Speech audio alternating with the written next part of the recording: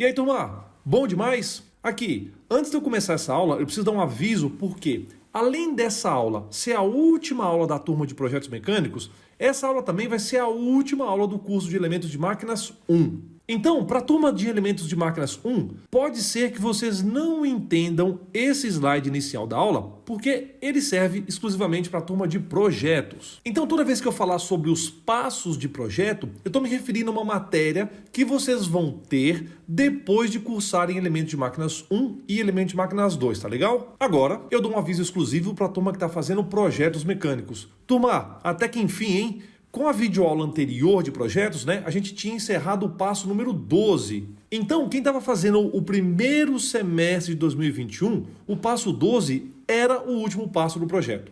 Portanto, tecnicamente, né, assim que as pessoas terminaram de assistir a aula passada, elas podiam concluir os cálculos necessários. E daí, o projeto delas estaria pronto para ser entregue. Só que agora eu estou gravando esse vídeo no dia 1º de julho de 2021. Ou seja, o primeiro semestre de 2021 já tinha acabado. E é por isso que eu acrescentei aí no índice geral, é como se fosse um passo a mais, tá? Eu não vou numerá-lo para não dificultar a execução do projeto. Agora, é fundamental que você use essa videoaula de agora como base para você especificar o coeficiente de segurança do passo 12 do seu projeto. Então, vamos dar início à aula de hoje, que é um conteúdo extra, tanto para as turmas de Elementos de Máquinas 1, quanto para as turmas de Elementos de Máquinas 2. Métodos de cálculo, seleção e uso de um coeficiente de segurança de projetos mecânicos.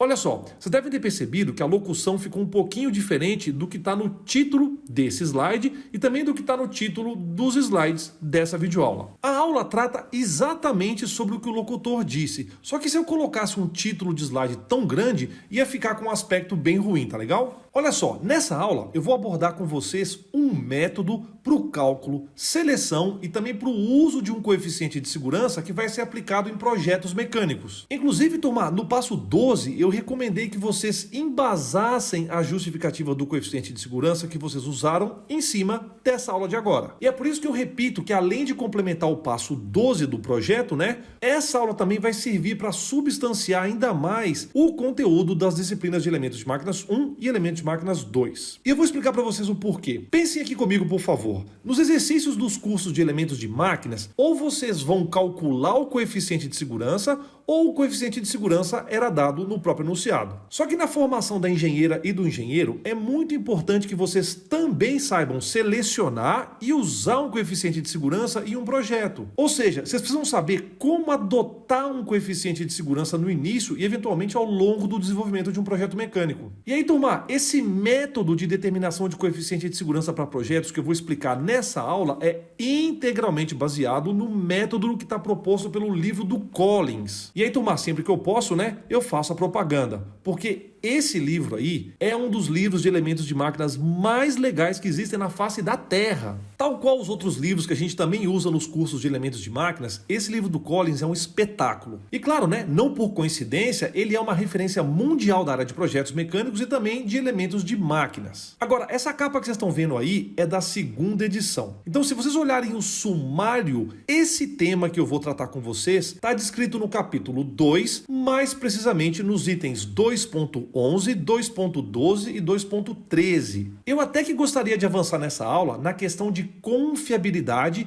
que é tratada nos itens subsequentes a esses, só que aí fugiria um pouco do escopo que eu havia inicialmente definido, né, e a aula ia ficar muito longa. Então olha só, assim que eu terminar de explicar essa técnica de determinação de coeficiente de segurança para um projeto, a turma que está fazendo projetos, né, que está no passo número 12, deve empregar esse método para escolher o coeficiente de segurança que vocês vão adotar na verificação de fadiga da viga do projeto. Agora, para a turma que estiver cursando Elementos de Máquinas 1, assim que eu terminar de explicar essa técnica de determinação de coeficiente de segurança para um projeto, vocês terão como encerrado todo o conteúdo desse importante curso que é um dos pilares da engenharia mecânica. E claro, né, vocês estarão prontas e prontos, né, para adentrar o curso de Elementos de Máquinas 2, que provavelmente virá no próximo semestre. Então vamos começar a aula. Gente, durante a disciplina de Elementos de Máquinas 1, a gente acaba fazendo mais exercícios de análise do que exercícios de projeto. Eu digo isso porque na disciplina de Elementos de Máquinas 1, por exemplo, na maior parte das vezes, ou o coeficiente de segurança N é dado, ou ele é calculado no fim do exercício. Já em Elementos de Máquinas 2, a gente já começa a ter mais exercícios de projeto onde faltam alguns dados iniciais. E um desses dados iniciais que costumam faltar é justamente o coeficiente de segurança N. Por isso, entender esse conceito de definição de um coeficiente de segurança para um projeto é algo primordial para quem está cursando engenharia mecânica. Por isso, vamos lá. Quando a gente está projetando uma peça, um dos objetivos principais é que ela, além de desempenhar a função para a qual foi projetada, não falhe. Dessa forma, a gente precisa identificar quais são os principais modos de falha desse componente e aí aplicar os critérios de falha algébricos que desabilitem essas falhas. Ô turma, em engenharia mecânica, quase sempre os modos de falha dominantes são conhecidos para as peças e componentes. Então, se torna possível que a gente determine o material adequado e ou a forma adequada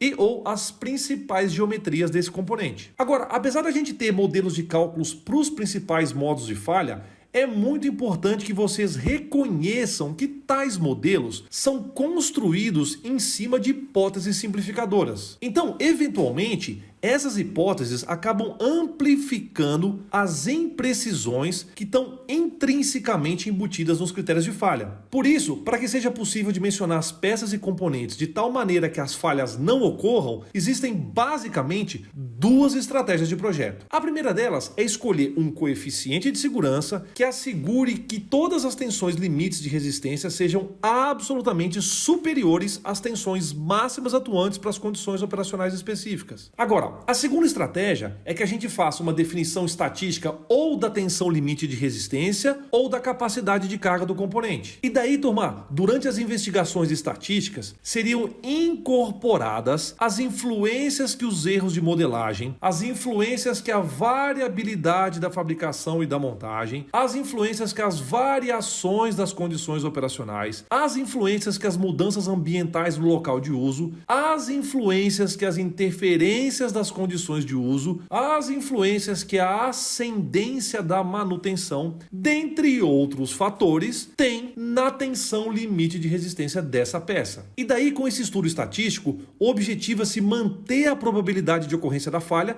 dentro de níveis conhecidos e, obviamente, toleráveis. Só que, turma, pensem aqui comigo, por favor. É patente que essa segunda estratégia tem uma elevada complexidade na sua condução. Isso sem contar o tempo necessário para aplicar esse tipo de abordagem e também o provável elevado custo que essa estratégia vai associar ao projeto. Então, turma, é por isso que, dentro dessas duas estratégias citadas, é muito mais habitual que a primeira prevaleça. O que eu quero dizer é o seguinte, é muito mais frequente que as projetistas e os projetistas adotem um coeficiente de segurança durante o dimensionamento das peças. Então, turma, esse é o tema dessa videoaula que vocês estão assistindo. A gente vai tratar da primeira e mais comum estratégia de projeto, que é escolher um coeficiente de segurança que assegure que as tensões limites de resistência sejam prudentemente superiores às tensões máximas atuantes nas condições operacionais específicas daquela peça ou daquele componente. E aí, como é importante que vocês compreendam esse conceito, que é o guia primordial dessa aula, eu fiz questão de deixar essa frase registrada aí no slide. Assim vocês podem sedimentar o entendimento do objetivo dessa aula. Bom demais, então com esse preâmbulo, a gente vai agora abordar o tema da aula de hoje. É importante salientar que em ambas as estratégias, as simulações estruturais são frequentemente utilizadas. Mas ainda assim, gente, é importante que vocês reconheçam que existem erros e imprecisões nas hipóteses simplificadoras que são usadas nas definições dos modelos. Inclusive, eu peço que vocês se recordem, por favor, durante o curso do Método dos Elementos Finitos, eu cito uma frase de um estatístico chamado George E.P. Box. Vocês gostaram, né, da entonação? Esse estatístico britânico diz o seguinte: por definição, todos os modelos têm erros. Entretanto, alguns podem ser úteis. E é por isso que vocês têm a árdua missão de fazer a escolha mais adequada dos modelos, né, ao validá-los. E é claro, né, turma, para quem está fazendo Elemento de Máquinas 1,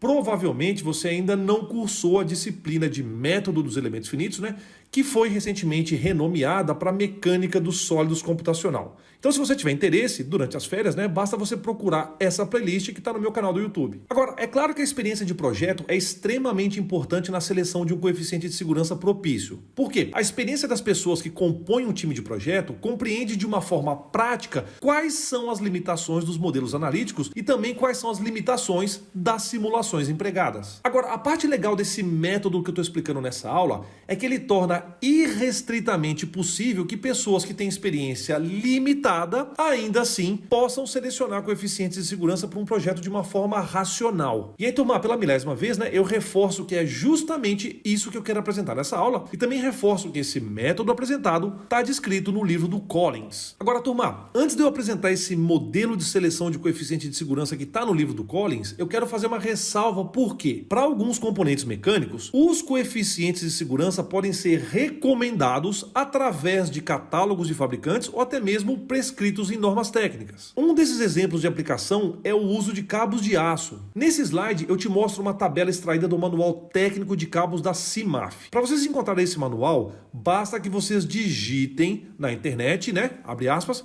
Manual Técnico de Cabos da CIMAF. Só que de toda forma, eu vou deixar o link na descrição desse vídeo. Quando vocês consultarem a página 23 do manual, vocês vão encontrar uma tabela que apresenta valores referenciais do coeficiente de segurança em função da aplicação do cabo de aço. Então, caso você por acaso esteja selecionando cabos de aço para serem aplicados em elevadores de obra, o manual recomenda que seja adotado um coeficiente de segurança entre 8 e 10. Inclusive, observem por favor que no final dessa página, né, o próprio manual cita que cada aplicação tem suas respectivas normas. E apenas para que a gente possa uniformizar os termos, né, nos cursos de Elementos de Máquinas 1, Elementos de Máquinas 2 e Projetos Mecânicos, eu costumava usar a variável N para representar o coeficiente de segurança. Então, essa aula de agora tem como objetivo te ajudar a determinar o coeficiente de segurança N para situações nas quais você precisar fazer algum projeto e eventualmente você não tenha experiência nessa área específica. Legal demais, né não? Olha só. O método sugerido no livro do Collins, abre aspas, segmenta a seleção do coeficiente de segurança em uma série de decisões menores que são semi-quantitativas e que podem ser ponderadas e recombinadas empiricamente para calcular um coeficiente de segurança de projeto aceitável sob medida para aquela aplicação específica. Fecha aspas. Eu disse, né, entre aspas, porque é importante que vocês entendam que eu traduzi literalmente essa frase que está no livro. Então, como essa frase explica perfeitamente do que se trata esse método e, por conseguinte, do que se trata essa aula, eu vou reproduzi-la aqui nesse slide e também na descrição do vídeo. Olha só, para que a gente possa calcular o coeficiente ou fator de segurança de um projeto, o método apresentado no livro do Collins recomenda que sejam considerados separadamente cada um dos 8 seguintes fatores de penalização.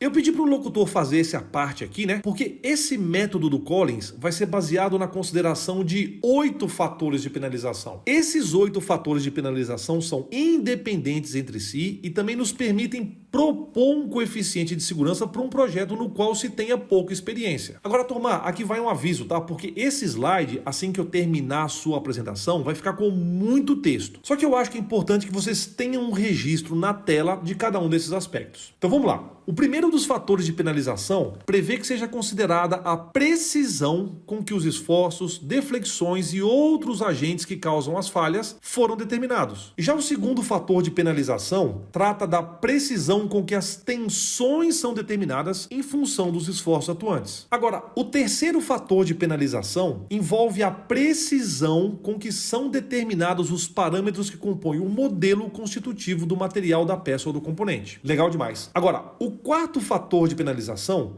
trata da exigência do projeto em relação à restrição de material e ou restrição de peso e ou restrição de espaço e ou restrição de custo. Daí, o quinto fator de penalização está relacionado com a severidade, ou seja, com o impacto das consequências em termos de vidas humanas, de animais e de danos ao patrimônio e também ao meio ambiente. Já o sexto fator de penalização está relacionado com a aptidão, com a capacidade, com a habilidade e com a qualidade da mão de obra envolvida na fabricação desse componente. Agora, o sétimo fator de penalização está referenciado nas condições com as quais a peça ou o componente é utilizado. E aí, turma, por fim, o oitavo fator de penalização lida com a qualidade da inspeção e da manutenção que estão disponíveis ou possíveis, durante a operação desse determinado componente. Gente, observem por favor que os textos contidos aqui nesse slide são primordialmente uma tradução direta do livro do Collins. Eu acabei acrescentando um pouquinho de informação por julgar ser necessário,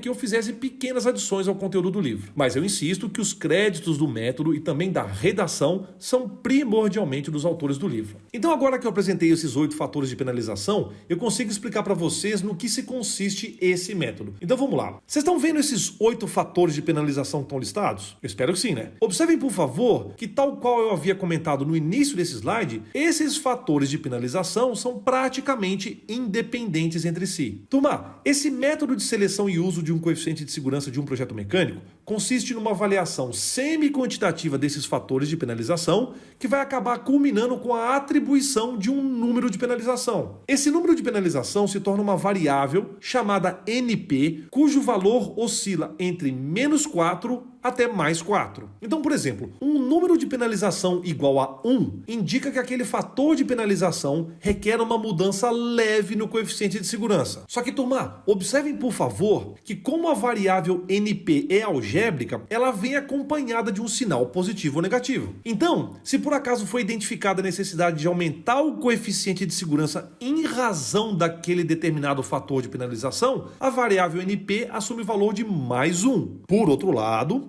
se foi identificada a necessidade de diminuir o coeficiente de segurança em razão daquele determinado fator de penalização, a variável NP vai assumir o valor de -1. Bom demais. Olha só, um número de penalização igual a 2 indica que aquele fator de penalização requer uma mudança moderada no coeficiente de segurança. E aí, turma, a lógica vai ser a mesma. Se for necessário fazer um aumento moderado do coeficiente de segurança, o NP é igual a +2. E claro, se for necessário fazer uma diminuição moderada do coeficiente de segurança, o NP assume o valor de -2. Olha só, um número de penalização igual a 3 indica que aquele fator de penalização prescreve uma mudança forte no coeficiente de segurança. Então, se for requerido um aumento forte, NP é igual a +3. Se for necessária uma diminuição forte do coeficiente de segurança, NP é igual a -3. E aí, turma, por fim, um número de penalização igual a 4 indica que aquele fator de penalização específico requer uma mudança extrema no coeficiente de segurança. E aí, a lógica é a mesma. Se a gente tem um aumento extremo do coeficiente de segurança, ou na verdade uma necessidade de um aumento extremo no coeficiente de segurança, NP é igual a +4. E se for necessária uma diminuição extrema do coeficiente de segurança, o NP é igual a -4. Aqui, lembre-se por favor que esse número de penalização vem sempre acompanhado de um sinal positivo ou negativo.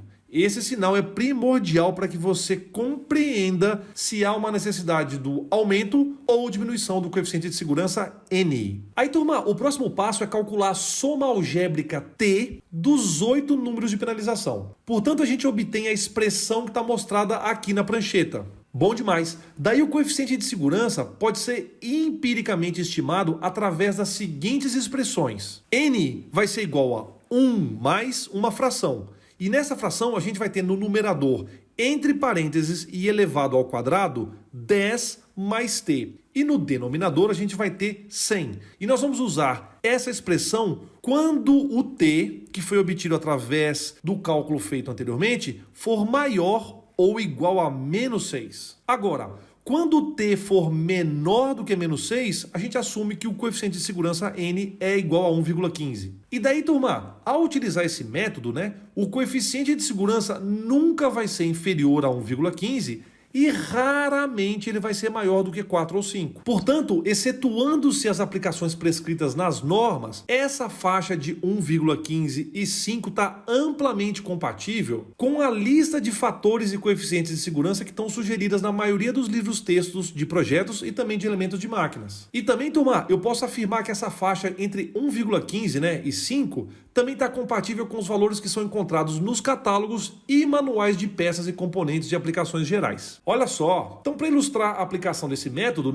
eu vou resolver para vocês o exercício que está proposto no próprio livro do Collins. Esse exercício se refere ao projeto do trem de pouso de um avião. Então, por favor, eu recomendo que vocês pausem e leiam o enunciado. Então, eu vou resolver esse exercício com vocês agora. Vamos lá. Se a gente se basear nas informações disponibilizadas, os respectivos números de penalização podem ser determinados para cada um dos 8 fatores de penalização. Então, olha só. Para resolver o exercício, eu vou utilizar uma tabela na qual a primeira coluna contém todos os 8 fatores de penalização. Por sua vez, na segunda coluna, eu vou apresentar os números de penalização que são selecionados, respectivamente, para cada fator de penalização. Vamos lá. Olhando para o enunciado, vocês vão perceber que não existem informações detalhadas para todos os fatores. Então, após uma leitura compreensiva, a gente vai depreender que tem uma frase que vai orientar a determinação dos números de penalização para os fatores que não são especificamente citados. A frase é essa aqui, diz o seguinte: a aplicação pode ser considerada como média em muitos aspectos. Por isso, para esses fatores que serão tratados como médios, o NP escolhido é igual a 0, porque não se tem dados característicos no enunciado sobre esses parâmetros. Agora,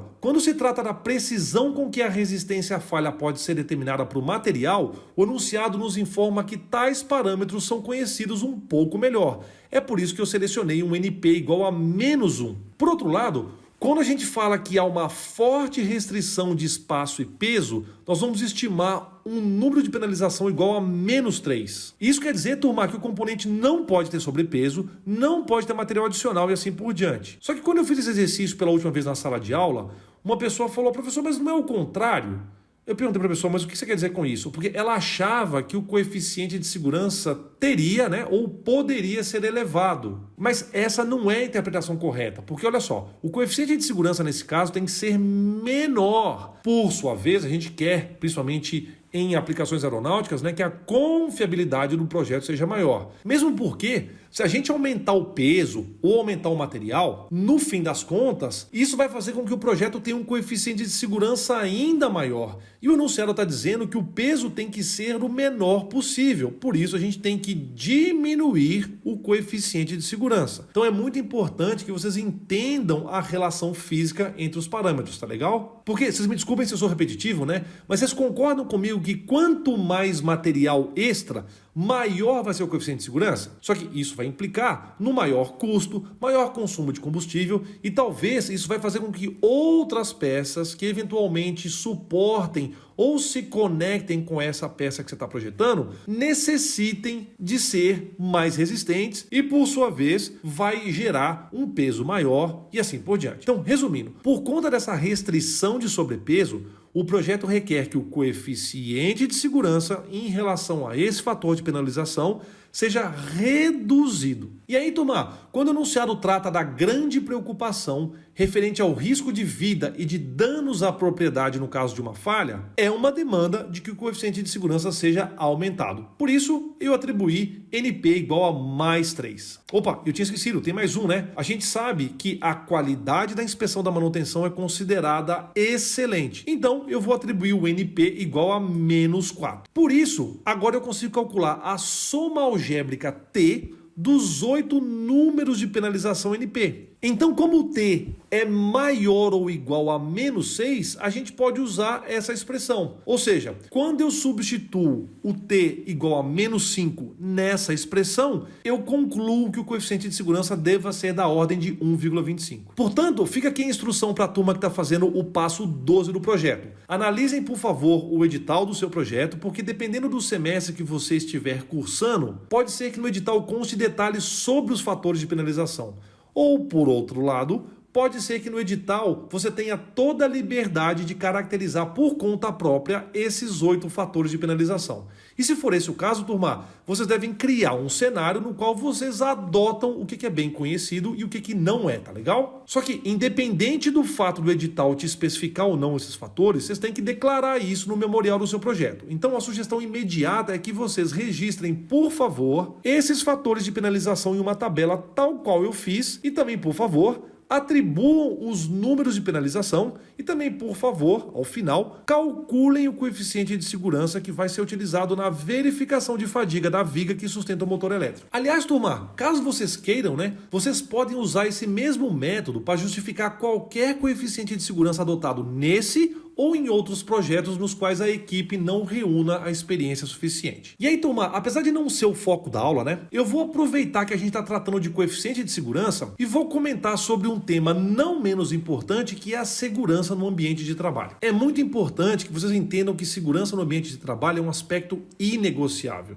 E aí nós, como profissionais de engenharia, devemos zelar pela nossa segurança e também das outras pessoas que estão ao nosso redor. Portanto, além da infraestrutura dos equipamentos e do ambiente no qual a gente trabalha, é fundamental que vocês saibam quais são os equipamentos de proteção individual que têm que ser aplicados naquele local, além de ser mandatório que vocês usem corretamente esses EPIs. E turma, é também essencial que vocês fiscalizem o uso dos EPIs por outros que estão ao seu redor. Eu digo isso porque isso faz parte das nossas responsabilidades como profissionais de engenharia. E eu vou aproveitar para dedicar essa parte da aula para uma colega de trabalho nossa, a Eliana, que recentemente perdeu um ente querido num evitável acidente de trabalho. Eu espero que ela e sua família possam encontrar conforto, e que o Diego possa descansar em paz. E falando sobre responsabilidade, turma, eu recomendo que vocês consultem a lei que regulamenta o exercício da pessoa que é um profissional de engenharia. Porque a lei que regulamenta a nossa profissão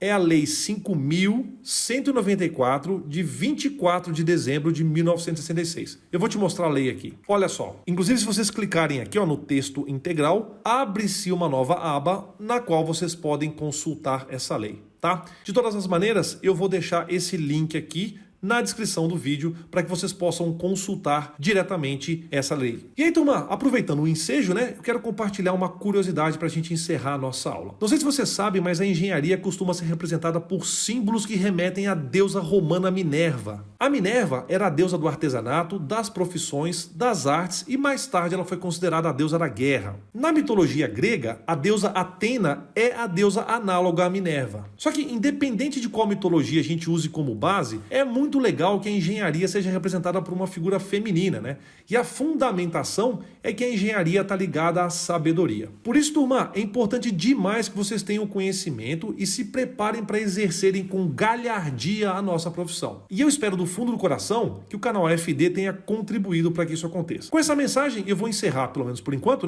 a playlist de projetos mecânicos. É claro que sempre pode surgir a publicação de um conteúdo novo, então por isso é importante que você se inscreva no canal para que você possa receber as notificações de eventuais novos vídeos. Ao pessoal que está cursando as disciplinas de elementos de máquinas, por favor, retomem a aula que direcionou vocês para cá. E ao pessoal que está cursando projetos, eu agradeço pela companhia e desejo muito sucesso no restante do curso, e no exercício da nossa profissão.